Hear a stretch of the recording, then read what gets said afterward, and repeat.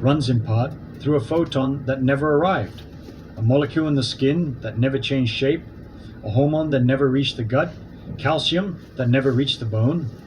But calcitriol does something else that connects sunlight to falls, not just fractures.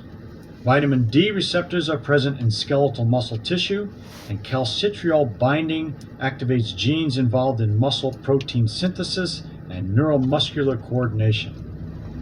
Vitamin D deficiency is associated with muscle weakness, impaired balance, and increased postural sway, the subtle instability that precedes a fall. Multiple randomized controlled trials have shown that vitamin D supplementation in deficient older adults reduces fall risk by roughly 20%. The sunlight that strengthens bones also strengthens the muscles and reflexes that prevent the fall that would break them. The photon protects at both ends, the bone that might shatter and the muscle that might prevent the impact. Calcitriol also modulates your immune system, activating antimicrobial peptides called cathelicidins that your macrophages use to kill bacteria and viruses. Calcitriol binding is directly proportional to vitamin D levels. Low vitamin D means low cathelicidin, means reduced pathogen killing capacity. For antibiotics, tuberculosis sanatoriums place patients on sun-facing balconies. Niels Finsen won the Nobel Prize in 1903 for treating skin tuberculosis with concentrated light, decades before anyone understood the cathelicidin mechanism underneath. The winter spike in respiratory infections correlates precisely with the seasonal nadir of vitamin D levels, the months when UVB intensity drops below the threshold needed to drive the reaction in your skin. Your immune system runs on a hormone that depends on sunlight. In winter, the supply drops. The infections rise. Your grandmother said you will catch your death staying inside all winter. The physics was on her side. Step back and look at what a single morning of sunlight does to the body you are living with right now. A photon breaks a bond in your skin and initiates a cascade that ends with a hormone controlling 200 of your genes, building bones, activating immune cells, strengthening muscles. Melanopsin cells in your retina detect the light and reset your circadian clock to the rotation of the Earth, correcting the drift that has been degrading your sleep. UVA photons release stored nitric oxide from your skin, dilating your arteries and lowering blood pressure for hours, all activated by stepping outside for 15 minutes in the morning, all deactivated by staying indoors. Every piece of advice your grandmother ever gave you about going outside. Go out and play. Get some sun. Fresh air will do you good. You look pale. You will catch cold staying inside. Every single one maps to a specific photochemical or photoneural mechanism that modern science has measured, published, and reproduced in peer-reviewed journals across 3 decades of research. She did not know about melanopsin, or the suprachiasmatic nucleus, or S-nitrosothiol reservoirs, or the carbon 9 to carbon 10 bond in 7-dehydrocholesterol. She did not need to. She knew that people who went outside felt better, slept better, got sick less, and lived longer. She was right. She was always right. Physics just took a few decades to catch up with what she could see with her own eyes. Tomorrow morning, step outside. Hold your face to the sun for 15 minutes. The photon that left the sun 8 minutes ago is arriving now. It will break one bond in one molecule in your skin. And your body, the body your grandmother worried about, the body she sent outside every chance she got, the body that has been waiting indoors for the raw material it was built to receive, will do the rest. Today we're going to talk about how to reverse your eyesight and get rid of these right here. If you're anything like me and you sat behind the computer desk for many, many years, staring in front of a computer, chances are you're probably wearing these right now.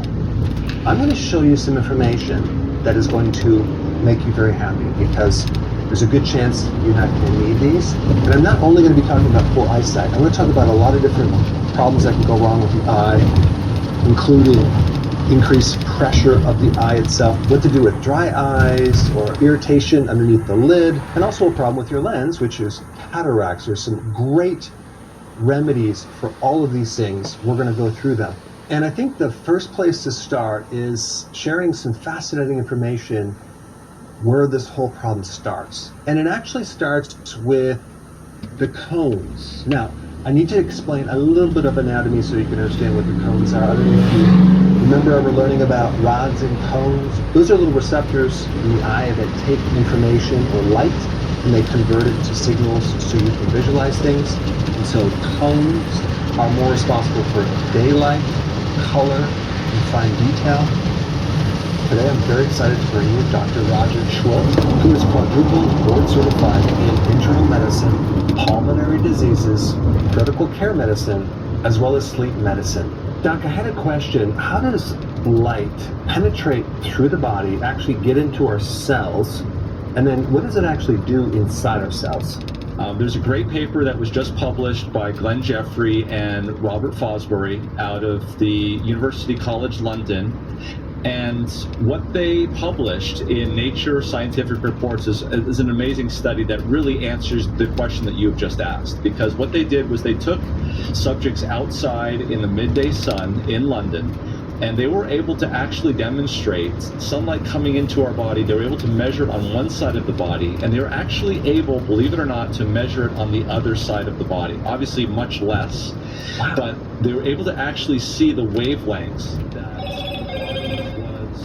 this way, had windows to allow those wavelengths to go through. So let's just step back a little bit. The sun obviously gives off multiple wavelengths in the ultraviolet, into the visible spectrum, and then all the way down into the infrared. And we know this is a normal physical attribute of light, is that light that has longer wavelengths is able to penetrate through the human body much more easily than shorter wavelengths or visible light. So that's important to understand, because when you have long wavelengths that not only are able to penetrate through your clothes, but what Glenn Jeffrey's group was able to show was that it was able to penetrate through the entire body and out the other side, obviously being absorbed along the way. So this is really important, because prior to that, we had studies that showed that maybe it went a few millimeters, maybe a few centimeters, maybe 8 centimeters.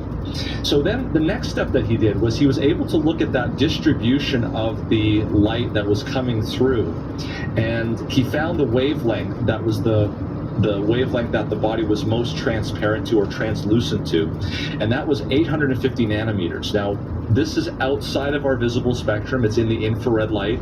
If you were to see this light, you wouldn't see it at all. Actually, it's invisible. But what he did next was he took these subjects inside and he set up these LED panels that transmitted at just that exact wavelength, 850 nanometers. And what he was able to show was, in a randomized placebo-controlled fashion, which is obviously one of the highest levels of evidence, that when light went into the human body, he was able to show that that light actually had an effect on the mitochondria in the retina of the cell. Now, why he chose that area is because he has the tools to measure that. He's a professor in the Department of Ophthalmology. He was able to measure by looking at color blindness in the cones of the eye. Now, here's the interesting part about that study. What it showed was that when he covered their heads so that no light could get to that part of the eye, and did the same experiment, he found, regardless of whether the light was hitting the eyes or not, there was an improvement in the mitochondria of the eyes such that the color blindness threshold was dramatically reduced.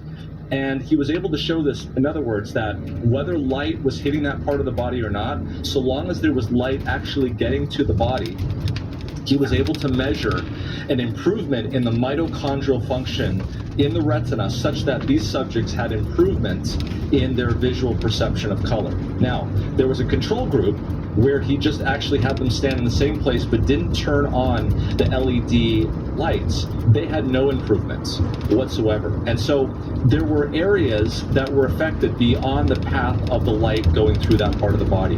This is known as the abscopal effect. It's well known. We've seen that mitochondria in different parts of the body can actually communicate with each other and actually upregulate, even though they're not the ones that are exposed to the light.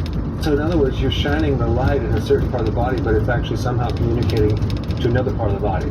They've seen actually free floating mitochondria in the blood, so that this actually gets to different parts of the body.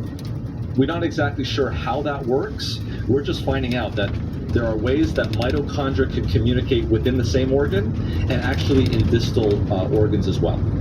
Because in the red blood cell, you don't have mitochondria, right? So Absolutely. So it's going through the plasma or something. Correct. Now, your question, I think there's a part of your question that asks, well, okay, what is this light actually doing? Yeah. There's a number of theories behind that. For those who really want to get, nerd out on this, one of the things that the mitochondria do is they convert these reducing electrons into ATP, which is the currency of energy. And the way they do that is something called the electron transport chain. Think about the Colorado River, and you've got multiple dams along that Colorado River. And what's happening is as you have this water that's really high in elevation, as it goes through the dam and it comes out through the bottom, you have these hydro turbines that it's turning, and that's generating electricity. And then it goes down to another level, and then there's another dam where that happens, until finally you go into the Gulf of California, where the water has no more elevation above sea level, and it's essentially water with no more ability to turn turbines. That's essentially the same thing with the electrons. Electrons are transported at very high levels, and as these electrons start to fall down the waterfall, if you will, down to the very final electron acceptor, which is oxygen, the energy that's extracted from these electrons generate ATP. It's a highly technical thing, but here's where we get to the point.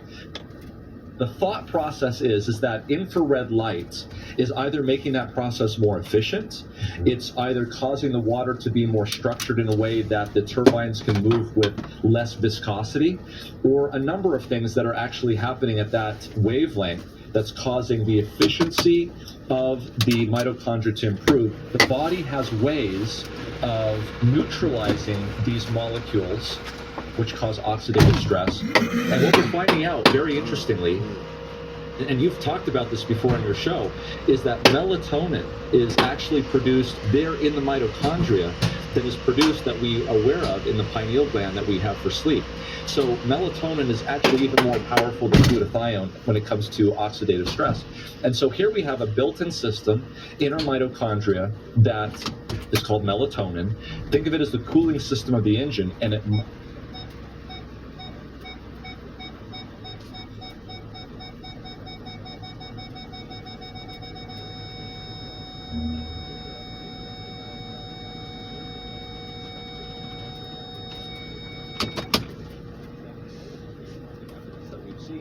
that this very same infrared light that we're just talking about now can actually stimulate the mitochondria to produce more melatonin in that type of a situation. That's mind-blowing given the research that we just talked about, saying that this very same infrared light can really penetrate